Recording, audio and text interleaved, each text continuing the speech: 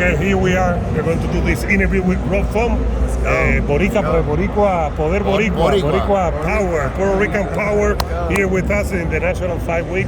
Rob, thank you for being here with us. How do you feel? How do you feel in this event here? I love UFC 276? Vegas. I love Vegas. International fighting is huge. I actually made my debut on an International Fight Week card.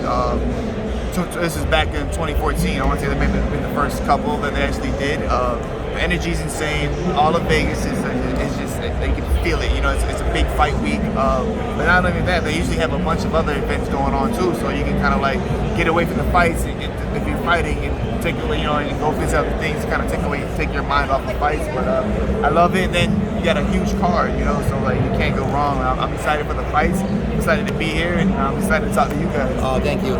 Now you see I'm so happy, but you came from the loss against Chito, Vera. Yep. How you recover? It seemed that you were in a better place than the fight. Yeah, I mean, it was a tough fight. It didn't go my way. I felt like I was winning each round until the last. You have more parts of significant strikes. Yeah, so it's tough. It's weird. It's because I even broke my own record on significant strikes, but then it's a loss. So it's kind of like you can't celebrate too much, you know. I think obviously I got hit with some big shots early, and it just never really recovered too well. But I was winning even when I was hurt. I was still outperforming as far as the numbers, but it wasn't the quantity. I mean, the quality of shots that I needed to really land. You know what I'm saying? So it was tough, but I thought I did good. I'm glad I thugged it out. I'm glad I put on a showing for the fans, and I think we have potential for Fight of the Year. So. How does it feel as a fighter? You were hitting him pretty hard. You were winning. You were kind of hitting hard. Yeah. Still, you didn't win. But how does it feel as a fighter up there inside the octagon, doing that, and the guy receiving the hitting from you, and he's still there answering you? How do you feel about that? It's frustrating. Obviously, it's frustrating. It's one of those things that like if you let it get to you, you can get discouraged quick.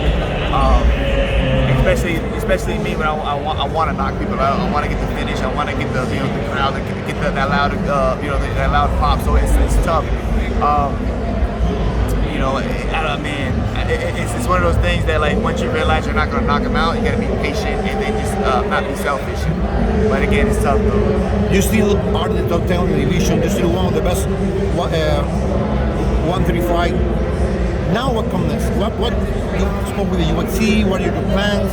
The division's stacked. Obviously, we got a big card, big fight with Sean O'Malley and Pedro Munoz. They got the Chito Vera, Dominic Cruz fight, and then Corey Sandhagen just got booked too. So like everybody's getting booked. I think I gotta see how they all play out, who wins, and then go from there. And then you get the champion fight to get versus Aljamain. So that's finally the belts getting moved around. You got Peter Yan still out there. Like I said, you got Sugar Sean and Pedro coming out. So it's a lot of action. I just gotta like take my time, figure out what makes more sense, and then get back to it. Have you talked to the UFC about any plan, about any date that they're saying, hey? They just told me, they just reached out and said, listen, call me when you guys are ready. Take your time, and then we'll get you something going. We'll get something going. We know that you grew up, your family, seeing Tito Trinidad fights, Miguel Cotto fights. How was your bringing as a fighter, not the MMA fighter, as a fighter per se? Say it one more time. You're growing up to become the fighter that you are, knowing your roots, the fight that you saw with your father, Tito and Miguel Cotto. Yeah, so I picked up a lot. I'm a huge fan of boxing, and especially like with Felix Trinidad with that left hook and the body shots. But Miguel Cotto, I love how high his guard was always so high. So definitely love all those. And then you gotta look at guys like Hector Camacho. He was flamboyant. He was that guy that kind of like put a lot of flavor out there, I guess you would say. So definitely, I'm a big supporter of Puerto Rican fighters, and I look up to them, and I try to mimic that. I go out there. When you see a Rob Font fight, I want you to be like, it looks like he grew up boxing. You know what I'm saying? But even though I didn't, I wanted to see like, okay, because And I think it's working because most people think I grew up boxing. I never boxed. I actually started off in jiu-jitsu, so it's kind of like it's a compliment to hear that, you know. Definitely, when you talk, when you walk, when you fight, it feels like you are a freaking Latino fighter. You are a Latino person. I mean, how you react, how you do this. I mean, you cannot deny you are a Puerto Rican, you are a Latino. How does it feel? How does it feel? It feels great, man. It feels great to get that support. It feels great to kind of like represent for, represent for all the Latinos out there. And yeah, I mean, I think it's in our culture, it's in our blood. I think it's like, it's part of what we do, you know, like it's what we do, you know. Thank you. Thank you. Muchas Rafa. gracias. Gracias por estar con nosotros. Gracias. Saludos a la familia.